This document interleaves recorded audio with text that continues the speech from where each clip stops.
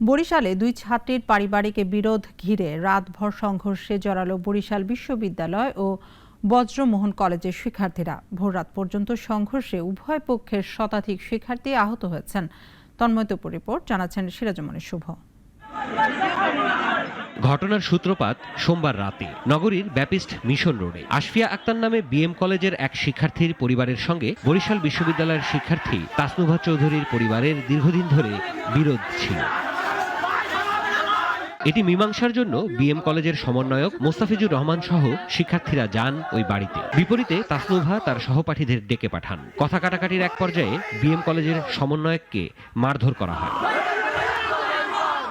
অন্যদিকে মঙ্গলবার রাতে নগরীর বটতলা এলাকায় বরিশাল বিশ্ববিদ্যালয়ের শিক্ষার্থীদের চাঁদাবাজির অভিযোগ উঠলে সংঘর্ষ বাধে বিএম কলেজের শিক্ষার্থীদের সঙ্গে। ভোর 5টা পর্যন্ত চলে দফায় দফায় হামলা আর পাল্টা হামলা। ববির 6 শিক্ষার্থীকে আটক করে বিএম এর শিক্ষার্থীরা। পরে বিশ্ববিদ্যালয় কর্তৃপক্ষ মুচলেকা দিয়ে তাদের ছাড়িয়ে নিয়ে যায়। হামলার যে মূল কারিগর বিশ্ববিদ্যালয়ের জোয়া, সেই জোয়া বিশ্ববিদ্যালয়ের লিঙ্কার্স গ্রুপে একটি ভুল তথ্য ছড়ায়।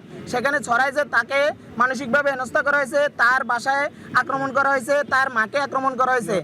এটা সম্পূর্ণ ভিত্তিহীন। এদিকে বরিশাল সেবাচিম হাসপাতালে ভর্তি বরিশাল বিশ্ববিদ্যালয়ের শিক্ষার্থীরা জানান অতর্কিতভাবে তাদের উপর হামলা করা হয়েছে। ওরা 2 শতাধিক অস্ত্র, লাঠি, আপনার ইট, তারপরে আপনার রান্দা ছিল।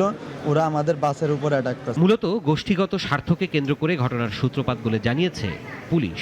এই ঘটনায় যারাই জড়িত বা যারাই সন্ত্রাসী কার্যক্রমে যুক্ত তাদের বিরুদ্ধে পুলিশ আইনানুগ ব্যবস্থা গ্রহণের যে প্রক্রিয়া সেটি চলমান আছে।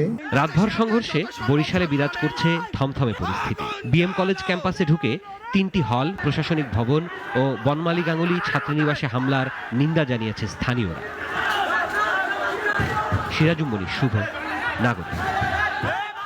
250টিরও বেশি ডিজাইন অপশন নিয়ে ওয়ালটন স্মার্ট ফ্রিজ, বোঝে আপনার প্রয়োজন।